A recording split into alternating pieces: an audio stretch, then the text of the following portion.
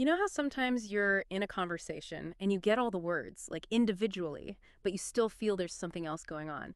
That sort of unspoken layer of meaning, how a really common phrase can just shift its weight depending on where it pops up. It's like these everyday expressions are kind of secret gateways to understanding the real pulse of English conversation, not just, the textbook rules.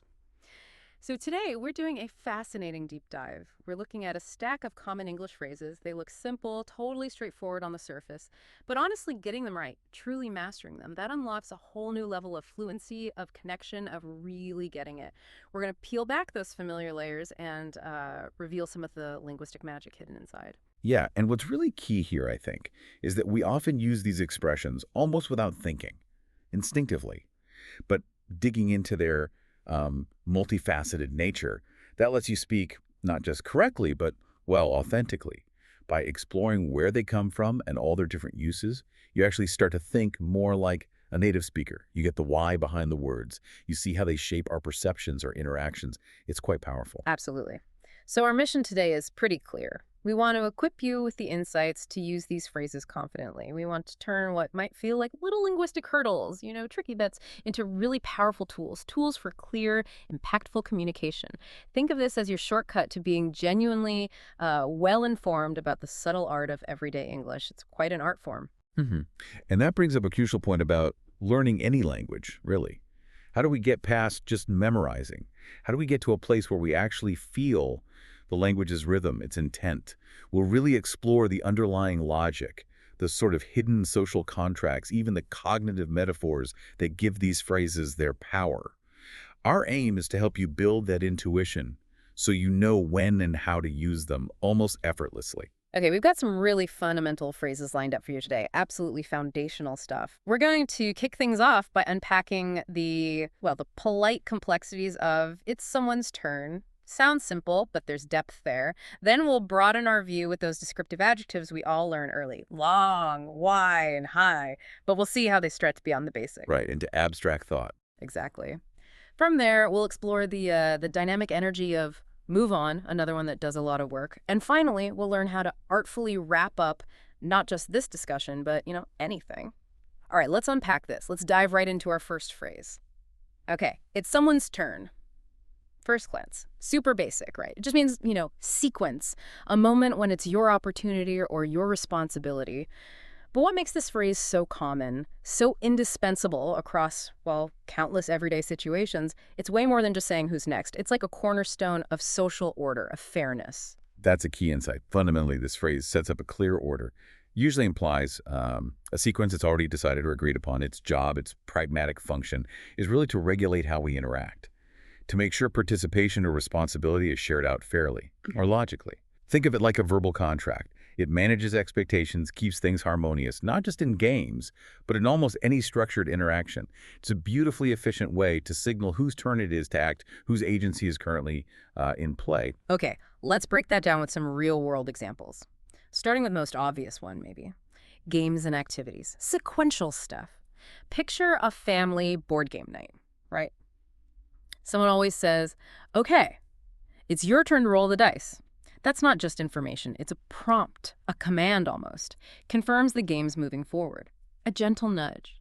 Imagine the chaos without it. Everyone grabbing for the dice at once. Total chaos. Exactly. Or think about kids playing hopscotch shouting, it's my turn to jump now.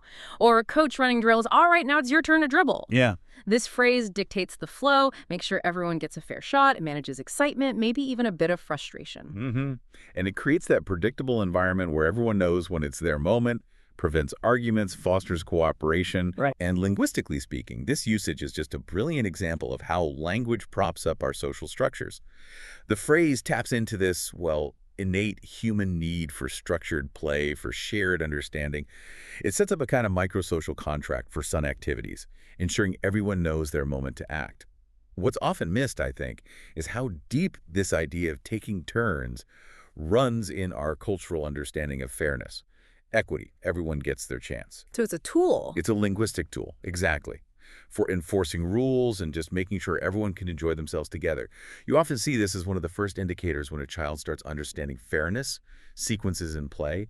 It shows how foundational it is for social development. Okay, so beyond games, where else does it shine? Huh. Responsibilities and chores. This is where it's a real workhorse in daily life, isn't it? Think about just running a household. Okay, it's my turn to do the dishes tonight. You did them yesterday. Or whose turn is it to walk the dog this morning? Invoking a pattern. Right. It's not just assigning a task randomly. It's pointing back to an agreement or routine. And in a professional setting, maybe the stakes feel a bit higher. It's Sarah's turn to lead the weekly review. She's got the main updates. Or for client presentations this quarter, it's Mark's turn to take the lead. Yeah.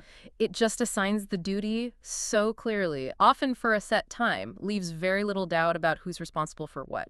It really streamlines things by making roles explicit. And this usage really shines a light on delegation, accountability, crucial stuff. The phrase assigns a specific task, often with a time limit, to one person, gives immediate clarity, avoids that common problem of, well, who's actually doing this? Right, the ambiguity trap. Exactly. It's subtle, but it's a remarkably powerful tool for coordinating teams, whether that team is a family, a classroom, or a complex business unit. It also flags the speaker's expectation that some kind of rota or understanding is already in place and being followed. It underscores collective responsibility, but also individual execution. And for learners. For learners, getting the possessive pronoun right here is essential. My turn, her turn, not just say a turn for me. That precision is key for communicating this assigned duty correctly. Okay, good point. Now, this next one feels absolutely vital for, well, just getting along. Turn-taking in discussions, speaking opportunities. Imagine a really lively debate or even just a brainstorming session where everyone's buzzing with ideas. You might jump in and say, hang on a sec, let's give him a chance. It's his turn to speak. Managing the flow. Exactly. It's not just a suggestion. It's a polite but firm way to restore order, to make sure everyone gets a fair chance to chip in. It's like pressing pause, stopping interruptions, and showing respect for someone else's voice, their ideas. It signals that you recognize they have a right to be heard without being talked over. Which is so important. Absolutely.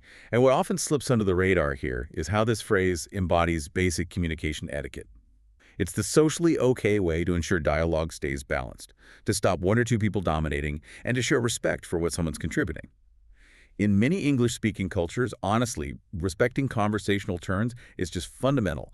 Good manners, effective listening. Right. It supports productive conversation, makes discussions more inclusive, less confrontational. For non-native speakers, mastering this usage, it doesn't just boost fluency, it helps them fit more smoothly into the social dynamics of English conversation. Yeah. Shows they understand polite discourse management. That makes sense. And the last category here, queuing. Waiting in line, something we all do. Whether you're at the bank, the doctor's, waiting for coffee, that phrase, please wait, it's the next customer's turn, it reinforces that whole system of sequential access. Yeah, the unspoken rule. You hear it at a busy deli counter or in a shop when someone's being served. It's a really common verbal marker. Keeps order in public spaces. Clearly communicates the structure for service and the expectation usually of patience from those waiting. It's like a linguistic reinforcement of first come, first served, or whatever system's in place for fair access. Keeps things moving. And in a wider context, this usage really highlights how language helps us manage shared resources, shared services, fairly in public life. It's a vital verbal cue in service industries. Communicates expectations, often signals a need for patience. It establishes and reinforces social order, helps prevent squabbles, ensures things run predictably for everyone involved. The phrase taps into this power of implied consensus. We all kind of get it. We accept the fairness of taking turns in these spots, and the phrase just reaffirms that understanding. Okay, so pulling this all together, what does this really mean for you, the listener, working hard on your English? It's about seeing that intricate social contract packed inside this simple phrase. It's not just words in a dictionary. It's about understanding the unspoken rules of interaction it helps enforce, whether that's for play, for work, for conversation, or just waiting for your coffee. And from a purely linguistic angle, the flexibility of that possessive pronoun, my turn, your turn, his, her, our, their turn, that's a key takeaway. Each little change precisely pinpoints the designated participant, makes it incredibly efficient for assigning agency. Yeah, it's neat. Learners sometimes trip up on getting the possessive right. Maybe they say something less idiomatic like, it's a turn for him. Yeah. Understanding that turn here acts almost like a thing you can possess temporarily, like a slot you occupy. That's crucial. And also, the phrase's polysemy, its ability to hold multiple related meanings, makes it just so versatile. That's a key distinction. And you mentioned it's not always literal. We kind of stretch it sometimes. You might hear someone say, well, it's the economy's turn to recover after a tough few years, or it's our city's turn to host the big international conference, or even something huge like maybe it's humanity's turn to really address climate change. Exactly. In those cases, we're giving agency or a moment of opportunity to something inanimate or a whole group. That's a brilliant example of personification. Conceptual metaphor in action. It shows how a phrase that started with simple, concrete turn-taking can be stretched to cover abstract ideas, reflect societal hopes, predictions, maybe even a sense of cosmic justice or timing. By giving non-human things a turn, we give them a role in a larger sequence of events, adds depth, maybe a sense of anticipation or urgency to how we see the world. It's just a testament to the imaginative power of language, really, making the abstract feel more concrete, more relatable. Okay, amazing. Let's pivot now. From social dynamics to describing the physical world, 3 fundamental adjectives: long, wide, and high. We learn these super early, right? Basic dimensions. But their reach, their application, it's honestly astonishing. They go way beyond just measuring things. They stretch into what I guess you'd call high levels of abstract thought. They're not just descriptive words, they're baked into how we conceptualize reality. You've really hit on something crucial there. They are foundational, yes, for spatial dimensions, but their real power is their extraordinary versatility. They don't just map out the physical world. They slide effortlessly into abstract concepts, time, even emotions. Understanding their literal roots, how our brains connect physical experiences to abstract ones, that's the key to grasping their rich metaphorical life. It's what cognitive linguists call conceptual metaphor theory, basically showing how language builds complexity from simple sensory input. Let's start with long. Okay, the most obvious meaning is physical distance. Wow, that was a long road trip across the country, literal. Describes a path stretched out. You can picture a long river winding through the land or needing a long piece of string for some craft project. Measurable extent. Right, all about measurable linear distance, point A to point B. But then it shifts, doesn't it? What about, it was such a long day at work. Suddenly, it's not distance, it's duration, right? It implies a period that felt stretched out, maybe tough, exhausting. Precisely. The bedrock meaning of long is linear extension, and understanding how we perceive and measure length in different contexts, architecture, geography, whatever, that's critical. But when we apply it to time, like a long meeting or a long wait, we're tapping into that deep conceptual metaphor. Time is a path. Ah, right. Time is a path. We feel like we travel through time, so periods can feel long or short. This really makes you think about how our spatial language profoundly shapes how we understand time itself. We also use long sometimes to mean extensive range or detail, like a long list of demands. Not physically long, but comprehensive, maybe tiresomely so. That's a good one. A common pitfall for learners, though, is maybe overusing long for duration when something like for a while or extended might sound more natural, or confusing it with tall for vertical height, which is a different dimension altogether. That's fascinating how time becomes a path. Okay, now let's look at wide. This word, it immediately brings up a sense of, well, expanse, breadth. A wide road clearly has lots of room side to side, easy. Similarly, a wide river stretches from bank to bank, impressive. A widescreen TV gives you that big picture. Horizontal space. Exactly, all about physical breadth. But just like long, wide leaps into the abstract so easily. What do we mean when we say a wide range of options? It's obviously not physical width there. It's about the variety, the scope of choices available. Suggests inclusivity, lots of possibilities. Indeed. The core idea of wide is covering a large horizontal area. Openness, capacity. Taking a step back, wide moves from just measuring things physically to a metaphorical sense of encompassing many different elements.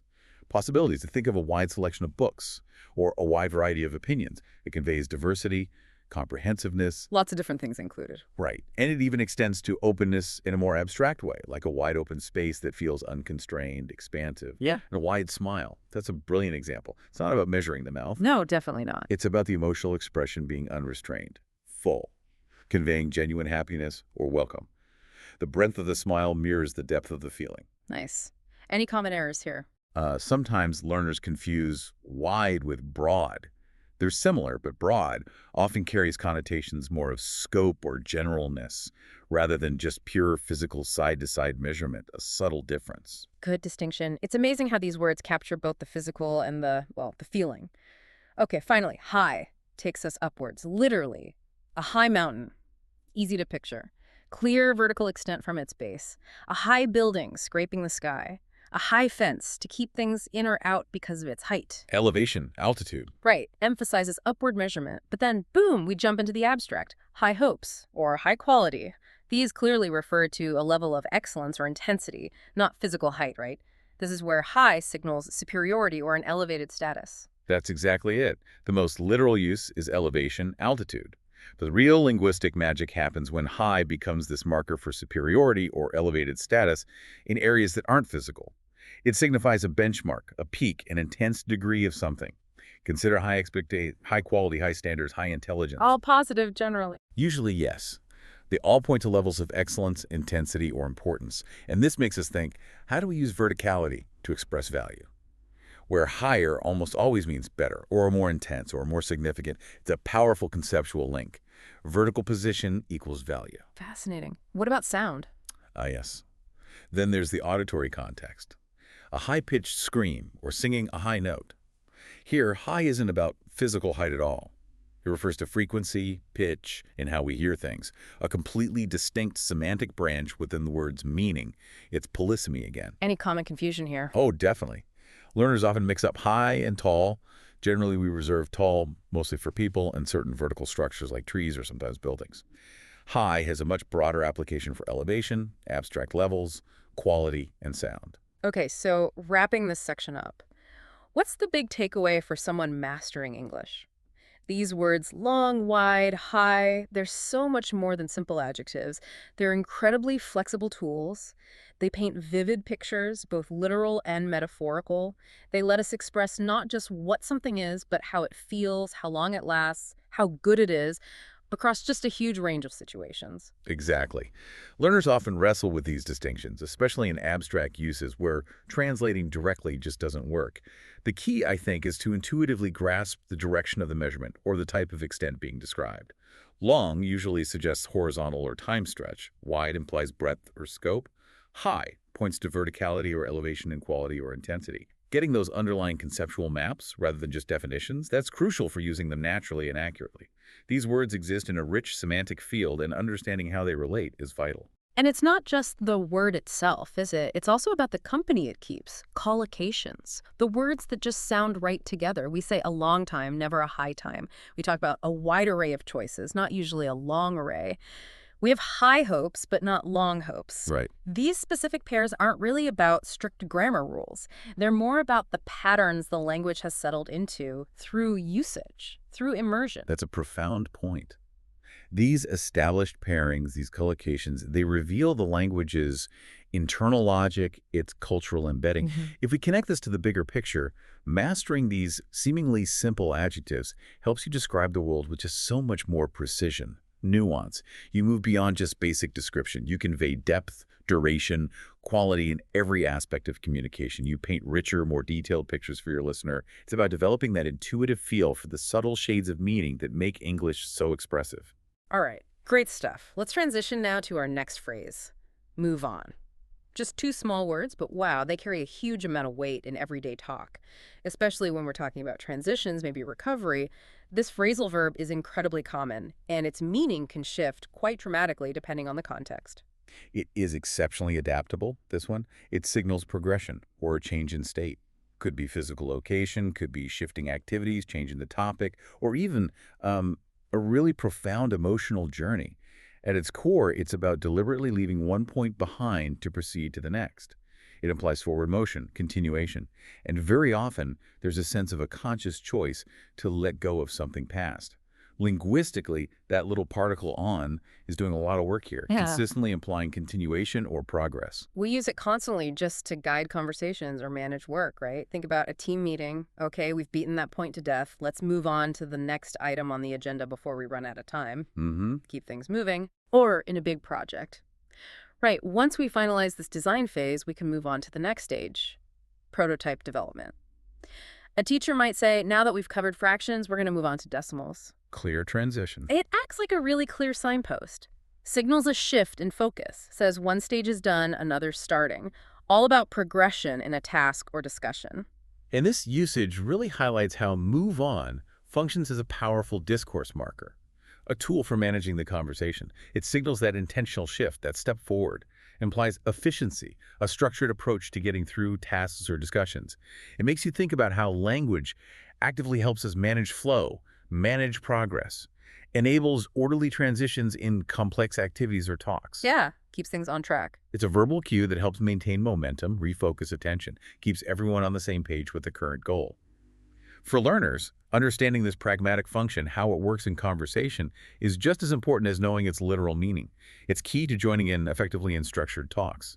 Okay, sometimes, though, it's just literal, right? Straightforward. Wow, it's getting late. We should probably move on from the park if we want to get home before it gets dark. Simple departure. Means leave this place. You might hear hikers deciding to move on from a viewpoint to continue down the trail, or friends saying, we've been at this cafe ages, let's move on to that other place for dessert.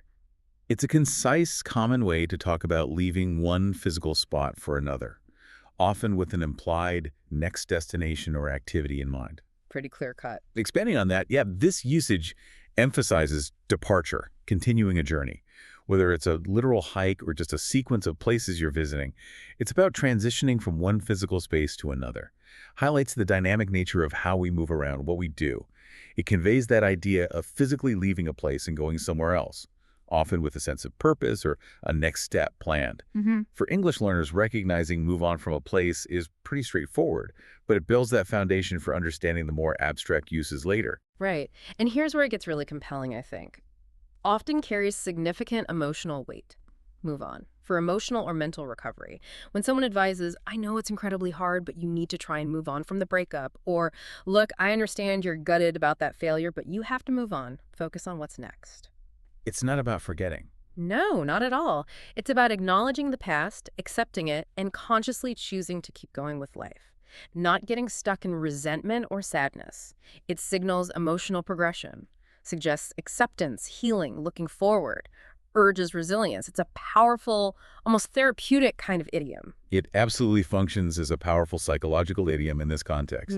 It speaks directly to human resilience, to healing our capacity for growth after tough times. It acknowledges the pain, the difficulty, but strongly encourages shifting towards recovery, finding new purpose, focusing on the future. It is active. It doesn't imply forgetting, but rather integrating those past experiences into a new life story. Reflects a deep cultural value on perseverance, adaptability. A common mistake for learners might be to think moving on is exactly the same as getting over something. They're related, sure, but move on often implies a more active internal process of adjustment. Get over can sometimes sound a bit more passive, like recovery just happens to you. That's a subtle but important difference. And it also applies to bigger life choices, not just personal feelings, right? Career changes. After 10 years in the same role, she decided it was time to move on from her old job and pursue something totally new and renewable energy. A new chapter. Or a student graduating high school says they're moving on to university, marks a huge life transition. An artist might move on to a new style or medium after exploring an old one. Signifies creative evolution. It signals advancement, personal choice, the start of a new part of their life story. Yeah. And this broader application highlights those moments of significant change, personal agency, where someone makes a conscious choice to advance or redefine their path, pursue new goals. It covers career shifts, education, personal reinvention, even artistic shifts. Reflects the dynamic nature of life, the drive for self-improvement, for progress. The phrase really captures the essence of a deliberate, often empowering transformation. So bringing this together for our listeners, what's the core message here? Move on isn't just about physical movement. It's fundamentally about change, about progression. In just an amazing variety of forms, from mundane task management to deeply personal, life-altering transformations, it's a remarkably versatile phrase, encapsulates transition itself. And what's really crucial is getting the semantic feel of that particle on. It consistently implies continuation, forward movement, being engaged with something new. Learners sometimes really struggle with phrasal verbs precisely because that little particle can drastically change the meaning of the main verb. They can be tricky. They can. But by recognizing the core meaning of move and combining it with that consistent directional sense of on, you can more intuitively figure out its different uses. From literal steps forward to abstract emotional progress, this semantic blending, where the verb and particle create a new unit of meaning, is just a hallmark of English phrasal verbs. And so often it boils down to context, doesn't it? When someone says you really need to move on, context tells you if it's about a place, a topic, or feelings. Almost always. It's rarely just about physical location in those cases, usually emotional, mental, situational progression. The surrounding chat, the tone, the bigger picture, they give you the vital clues to know which kind of moving on is meant. On a broader scale, mastering move on allows for incredibly nuanced ways to talk about transitions, from daily practicalities to profound personal journeys. It's a testament to the efficiency, the symbolic power of phrasal verbs. Lets English speakers convey complex ideas, complex feelings, with concise, evocative language. Understanding its depth isn't just about vocabulary, it's about understanding how English distills complex human experiences into these simple yet powerful linguistic units. Okay, excellent. Now, as our own deep dive starts to head towards its conclusion, it feels very fitting that our final phrase helps us do just that, wrap up. Oh, it sounds kind of cozy, doesn't it? Like wrapping yourself in a blanket. But it's incredibly useful for bringing things to a neat, efficient close. This phrase really has a dual nature, elegantly covering both the physical act and the abstract idea of finishing. It does indeed. Wrap up primarily signals completion, conclusion. But it fascinatingly holds on to that more literal sense of covering and closing something. The beauty is in that elegant polysemy. Lets it apply to a concrete physical action, like wrapping a gift, or an abstract one, like finishing a meeting. It serves as a strong, widely understood signal for an ending, provides a sense of finality, and often efficiency. And this is probably its most common use today, right? Especially in work settings. You hear it constantly in meetings. Okay, team, let's try to wrap up this discussion in the next 5 minutes. We're pushing time, or we absolutely need to wrap up the project by Friday. All deliverables due then. Setting deadlines. Exactly. A speaker might announce, okay, I'm going to wrap up my presentation now with these final key thoughts. It flags that the end is near, often prompts a final push, a summary, maybe a call to action. It's about getting closure on a task or a talk, often with one eye on the clock. And a key insight here is how wrap-up functions as a highly effective tool for managing time and managing discourse. It signals that imminent end. Often implies summarizing, a final effort, pulling together loose threads. It brings that sense of closure. Subtly communicates that the next phase is either rest or moving on to something else. It makes you think about how we use language to manage time, manage expectations in group efforts, guiding the pace and the end of shared activities politely, effectively. It's a handy phrase for setting boundaries, ensuring things get finished. Very much so. Now, beyond specific tasks or meetings, it's also used for formally concluding a speech or an event, right? After a long presentation or performance, the speaker might say, so to wrap up, I just want to thank you all for your time and your excellent questions. A polite closing. It's a smooth, professional way to signal the definite end of a presentation, a ceremony, maybe a lesson. You can picture a host ending an awards night, a teacher finishing a complex topic, a performer taking a final bow. They might all use wrap up to transition smoothly to the end, offer thanks, give that sense of finality. On a bigger scale, this usage is about providing that definitive, often appreciative ending to an experience. It frequently comes with a sense of things being neatly tied up, completed, like putting a bow on the package, metaphorically speaking. It helps the audience, the participants, recognize the event or discussion as closing. Lets them shift focus, process what they heard, get ready for whatever's next. It's a crucial pragmatic function for managing audience expectations and giving a satisfying sense of completion. And then there's the lovely, literal sense of wrap up, which is actually where the phrase comes from, isn't it? Quick, don't forget to wrap up the birthday gift before the party. Or on a really cold day, wow, it's freezing out there. Make sure you wrap up warm before you go out. Physical covering. Exactly. Physically covering, enclosing, bundling something. You might also talk about wrapping up leftovers in plastic wrap to keep them fresh, or wrapping up a baby snugly in a blanket. It's the concrete act of putting material around something. That's the root. And what often gets missed is how this physical act of enclosing, of bundling, is the very foundation of the metaphorical meaning.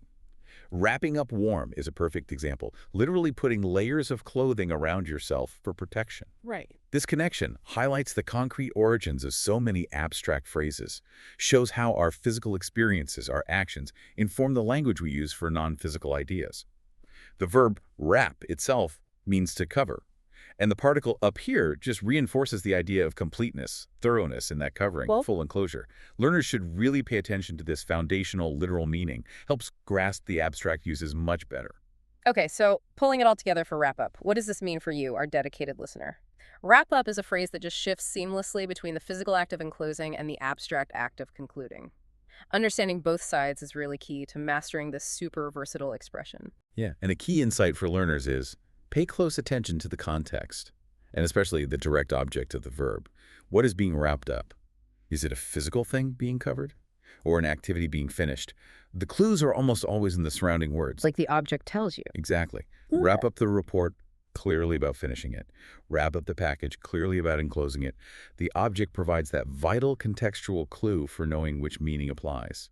This kind of lexical ambiguity or polysemy, where one word form has related meanings, is just a rich feature of English. And it feels like such a common, almost essential phrase in modern work communication, particularly. Using rack up instead of just finish or end often sounds, I don't know, more polite, more collaborative, more efficient, especially when managing group tasks or ending a discussion respectfully. It has a smoother feel. Yeah, a smoother, more cooperative feel to it. And if we connect that to the bigger picture, mastering wrap-up really boosts your ability to manage and signal endings effectively, whether that's in a casual chat, a complex project, or a formal presentation.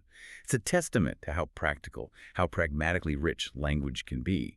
Gives a clear, socially appropriate signal for closure, lets you guide interactions smoothly to their conclusion, fostering clarity and respect. Wow, okay, what an incredible deep dive that was, just into a handful of really common English phrases. From understanding the intricate social stuff behind whose turn it is, to exploring the incredibly long and wide uses of dimensions, literal and abstract, Hmm. to moving on through all those different kinds of transitions and recovery, and finally learning how to expertly wrap up our discussion. We've really seen just how much depth these seemingly simple expressions actually hold. It's kind of astonishing how much meaning gets packed into such ordinary words. They truly are the connective tissue of everyday communication, often working just below our conscious awareness. By deliberately understanding their different uses, from the concrete, the literal, to the profoundly metaphorical and abstract, you gain more than just vocabulary. You get a much deeper insight into the cognitive processes, the cultural values that are embedded right there in the English language. They're like little windows into how we organize the world, manage social interactions, express complex feelings. So you listening now, you have a more robust toolkit for navigating conversations, for expressing yourself more precisely, and for truly hearing the subtleties in what other people say. This deep dive, it wasn't just about learning definitions off by heart. It was about equipping you to become a more attuned, more confident, and ultimately maybe a more authentic communicator. We really aim to give you those aha moments, turning what might have felt like rote learning into something more intuitive, more flexible in your understanding. Indeed. By spotting the underlying patterns, the conceptual logic behind these phrases, you can apply them flexibly, accurately, in totally new situations. That makes your English feel more natural, more idiomatic, Yeah. genuinely authentic, and that intuitive grasp. That's the hallmark of real fluency, moving beyond just surface understanding. So here's a little something to chew on as you go about your day. If these super common everyday phrases have such rich layers of meaning, what other words or expressions, ones that seem simple, might you be using or hearing without fully appreciating their hidden depths? Start listening differently. Challenge yourself. See if you can spot the implicit agreements, the subtle metaphors, the cultural echoes hiding in your own daily conversations. Yeah, begin to really notice how native speakers just intuitively pick one phrase over another in similar situations. Why that word, not another? And this leads us to a crucial question. What can these subtle linguistic choices tell us about unspoken assumptions, about underlying ways of thinking, about the intricate cultural norms that shape how we talk to each other? Yeah. The more you observe, the more you'll uncover about this incredible, intricate dance between language and culture. Keep observing, keep questioning, and keep exploring the incredible living world of language.